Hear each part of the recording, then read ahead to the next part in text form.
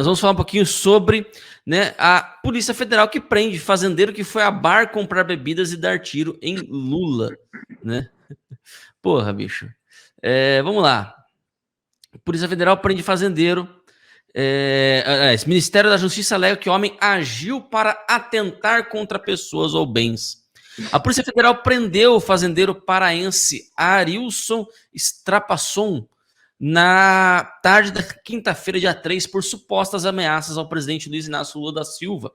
Na terça-feira, dia 2, enquanto comprava bebidas numa loja, o fazendeiro teria dito que iria dar um tiro em Lula. Uma das testemunhas do ocorrido fez uma denúncia que levou à abertura do inquérito e, na tarde de quarta-feira, a prisão de Strapasson. O Ministério da Justiça e Segurança Pública confirmou a prisão e informou que o fazendeiro responderá ao artigo 15 da Lei 1802 por incitar publicamente ou preparar atentado contra a pessoa ou bens por motivos políticos, sociais ou religiosos, a pena de reclusão de 1 a 3 anos. Além disso, o fazendeiro deve responder ao artigo 147 do Código Penal, abre aspas, perseguir alguém reiteradamente ou por qualquer meio, ameaçando-lhe a integridade física ou psicológica, restringindo-lhe a capacidade de locomoção ou de qualquer forma invadindo ou perturbando sua esfera de liberdade ou privacidade. Nesse caso, é reclusão, né, de 6 meses a 2 anos e multa, né? Há 2 anos, o ministro Alexandre de Moraes prestou queixa contra um cidadão que o xingou dentro e na calçada do Clube Pinheiros, em São Paulo. No momento das ofensas, o magistrado não estava sequer no local. Foram os seguranças que ouviram os xingamentos e decidiram agir. Conforme o boletim de ocorrência registrado no 14º Distrito Policial de São Paulo, vigilantes particulares avisaram ao integrante da escolta pessoal de Moraes que indivíduos embriagados no interior do Clube Pinheiros estariam proferindo ameaças e injúrias à pessoa da vítima, fecha aspas. Ao tomar conhecimento do assunto, um agente de segurança do ministro foi a Pinheiros e constatou na calçada 4 indivíduos em uma mesa falando alto e ingerindo bebidas alcoólicas. Meus amigos, que fase. Vamos lá, Douglas, brevemente sobre esse assunto aí, para não estragar o almoço pessoal. Cara, é bastante similar ao que a gente acabou de falar sobre o Monark, porque assim, o cara, ele tem a opinião dele, para mim é uma opinião radical, de fato, dar tiro em quer que seja. Não acredito que seja a melhor maneira de democraticamente resolver as coisas, mas vamos lá. Ele chegou dentro de uma loja de bebidas, aqui não especifica se é de bebidas, mas comprava bebidas numa loja.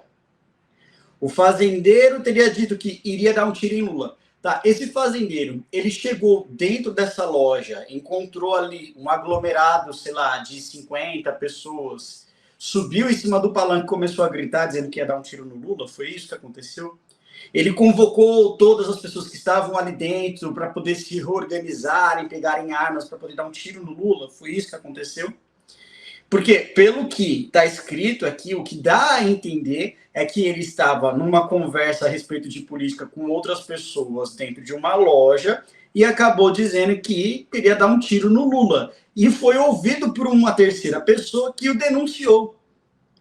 Se foi isso mesmo que aconteceu de fato, cara, eu não consigo... assim, é a materialização desse livro aqui. Porque é justamente isso, muitas passagens que tem esse livro,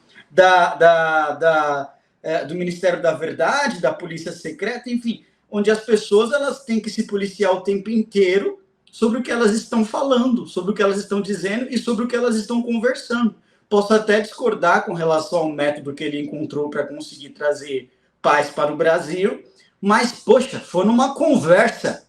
O cara tá preso porque ele realmente entrou dentro de uma loja e falou, é um cidadão comum. A gente não está aqui dizendo de um ministro do Supremo, de um ministro de Estado, de secretário de governo, sequer de um secretário municipal, de um conselheiro regional, de um síndico de prédio, que seja. A gente não está falando de uma autoridade. Nós estamos falando de um homem que entrou dentro de uma loja e disse que iria dar um tirinho. Olha o senso de proporção que isso tomou. Ou seja, as pessoas não podem mais falar absolutamente nada, tá? Foi uma coisa, do ponto de vista político radical? Foi. Mas ele é um cidadão comum, meu Deus do céu. Quem ele não vai representar tamanha ameaça à democracia?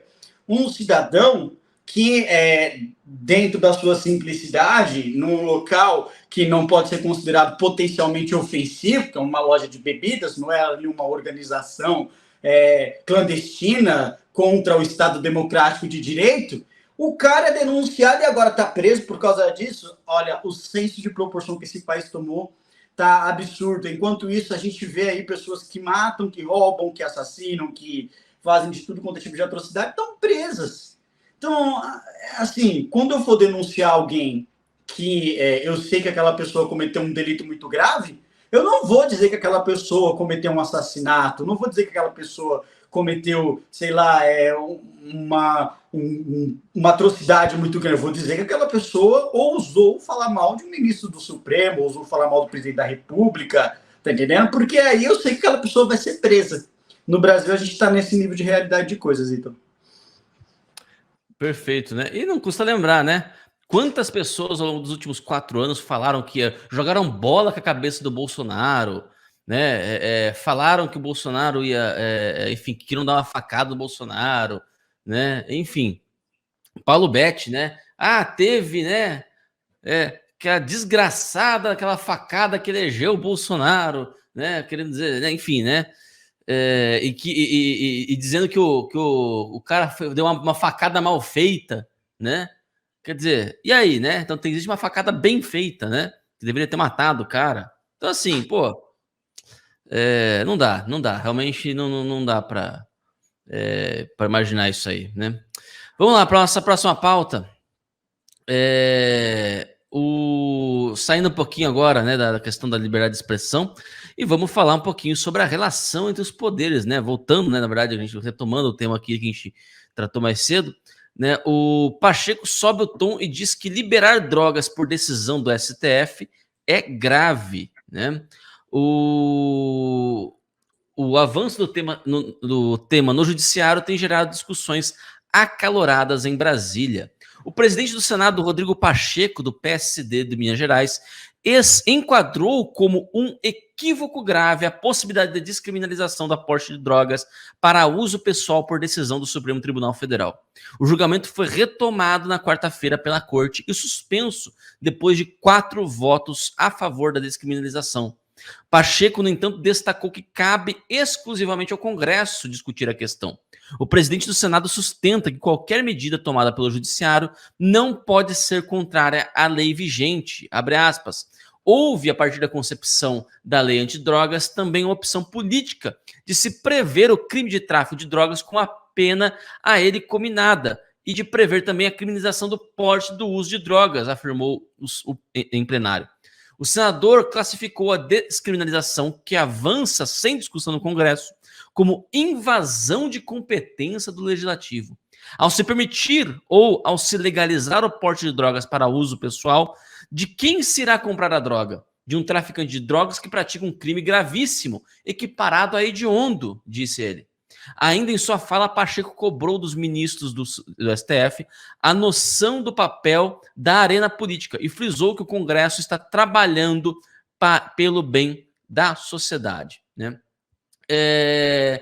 Bom, vamos lá, Douglas. Há 2 discussões aqui, né? Primeiro, o mérito da questão, né? Você legalizar o porte de drogas quando você criminaliza como crime hediondo, inclusive, né? O tráfico. Quer dizer, você seria, né? Você levando isso à última consequência, seria como você dizer que crime é você, que não é crime você contratar um assassino de aluguel. Crime é o cara matar. Ou seja, você servir de incentivo financeiro para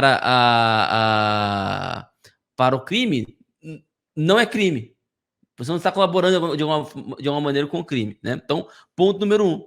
E ponto número 2, que eu acho que é um dos mais importantes aqui, né? É o Pacheco ter levantado essa bandeira da intromissão do judiciário sobre o legislativo, com termos, inclusive, que se usa mesmo nessa discussão. Aliás, que nós aqui, nós conservadores, nós usamos esse termo aí já há muitos anos, já estamos batendo essa tecla, e agora parece que esse termo, né, que essa discussão, essa questão, né, ganhou aso aí, né, fora da nossa bolha, né? Então, eu queria te ouvir primeiro sobre esse segundo assunto aí. Não, vamos lá, vamos primeiro começar pelo porte da droga em si, né? Essa decisão, o mérito da questão aí da droga, né? Eu já queria, na verdade, antes de passar, pensando melhor aqui, já dizer o seguinte, né?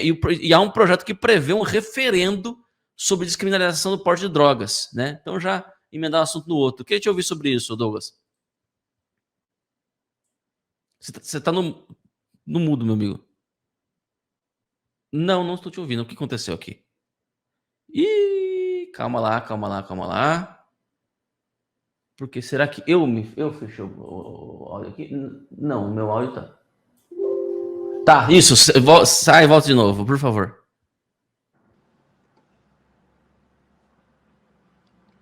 Perfeito, vamos lá. Opa! Enfim, eu acho que o Douglas teve um pequeno probleminha com o som dele, né? Vamos ver se ele nessa saída, eu vi que ele mexeu ali alguma coisa ali, né? O Trilha de Seguro aqui, né? O Jorjão falando aqui, Moraes mutou o mic do Douglas. Perfeito, pessoal. Mas então, no final das contas é isso, né? Você veja, essas duas questões sendo levantadas aqui que são importantes de serem debatidas. Primeiro, né, é a questão da decisão em si, né? Dessa decisão em si. Vamos ver se o Douglas consegue estar aqui com a gente agora. Vamos lá, deixa eu só ajeitar ali. Pronto, estão me ouvindo? Agora sim. Maravilha. Vamos lá, como eu dizia, Ítalo, concordo 100% com você, é exatamente isso que você falou com relação ao porte de drogas, não faz sentido a legalização, né? Você vai, por exemplo, criminalizar, você não vai criminalizar a compra de um produto roubado, enquanto o roubo continua sendo crime. Então, assim, essa lógica ela não faz o menor sentido. Né? Então, sem falar que o impacto que isso causaria também à população em geral, a população principalmente que mora na periferia. Eu nasci e fui criado na periferia, na zona sul da cidade de São Paulo, numa favela chamada Buraco do Sapo, para quem não conhece, fica no bairro de Americanópolis, quase chegando na cidade de Diadema, Jardim Miriam, Jardim Luso. Nasci ali, fui criado ali, cresci ali, e eu conheço muito bem a população que mora na periferia, né?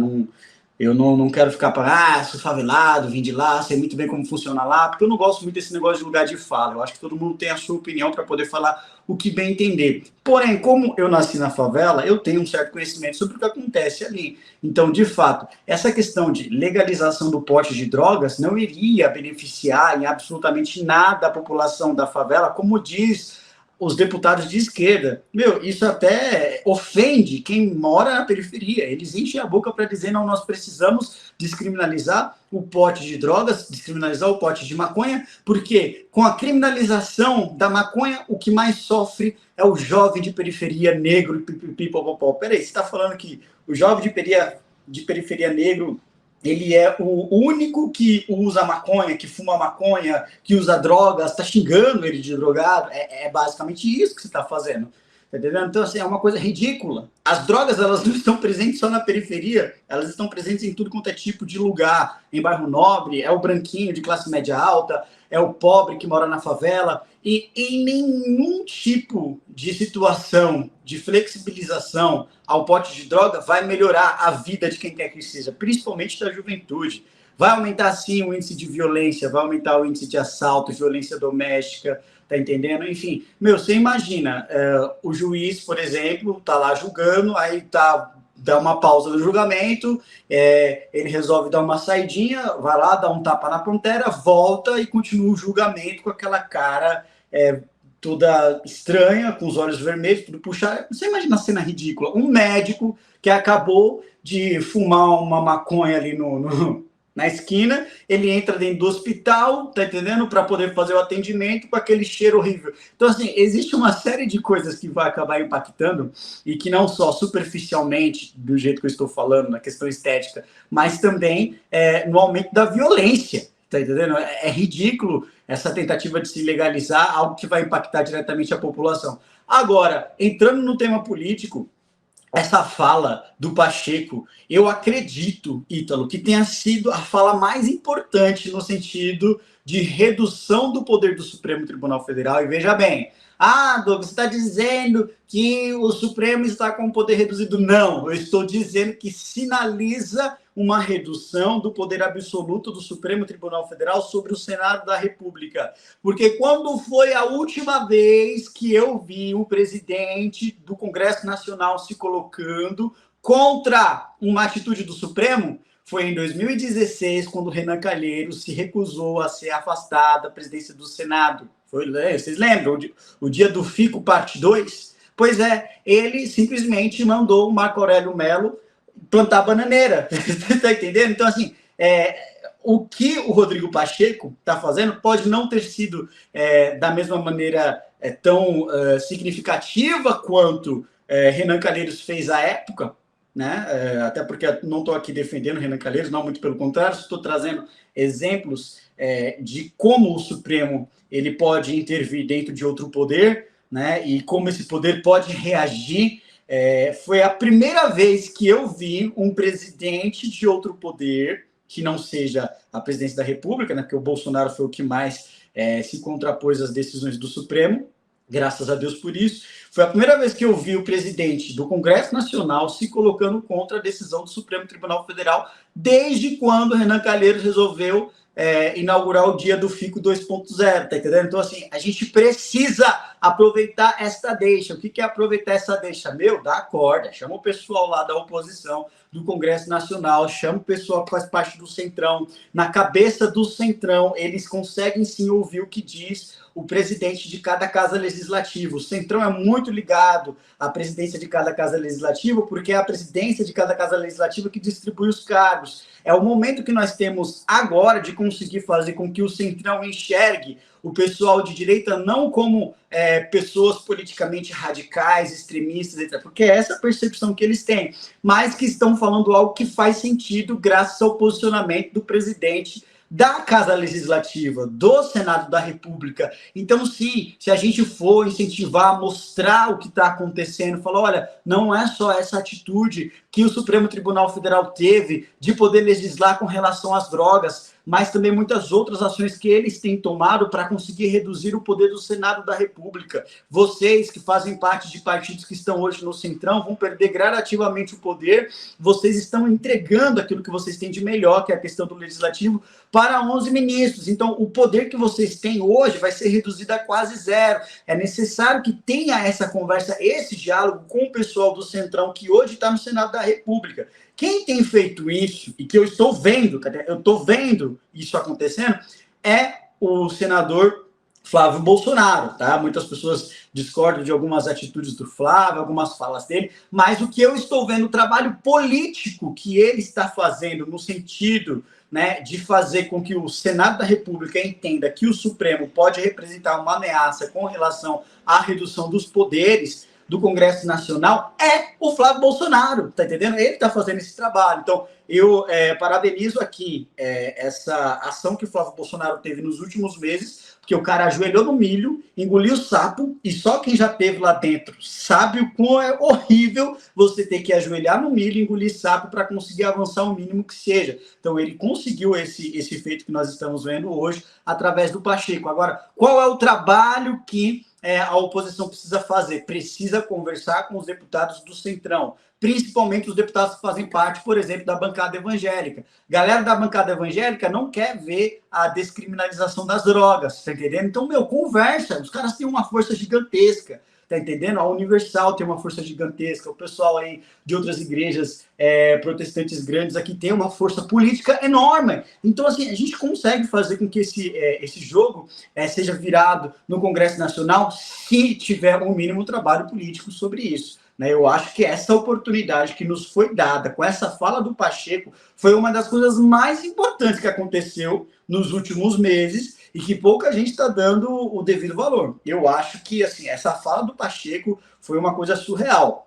Principalmente também porque, vale lembrar, que o Barroso ligou para o Pacheco desesperado após a fala dele lá na União Nacional, do Congresso lá da União Nacional dos Estudantes, exato. O CNUNE, né? Ligou desesperado, falou, não foi bem assim que aconteceu. Ou seja, o Pacheco tem hoje, ainda não foi arquivado o pedido de impeachment com relação ao Barroso, tá entendendo? Tá lá na mesa dele ainda, e o cara tá lá dizendo que é contra, ou seja, a gente tá ali com a faca e o queijo na mão, é só saber fazer o jogo, é só saber fazer a conversa, eu não posso aqui falar literalmente, né, o que o pessoal da oposição deve fazer, então daqui a pouco aparece aí o carro da Polícia Federal aqui na minha porta, mas de uma maneira bastante ponderada, que não gere nenhum tipo de risco, é necessário que a oposição faça o Senado enxergar o Supremo Tribunal Federal como potencial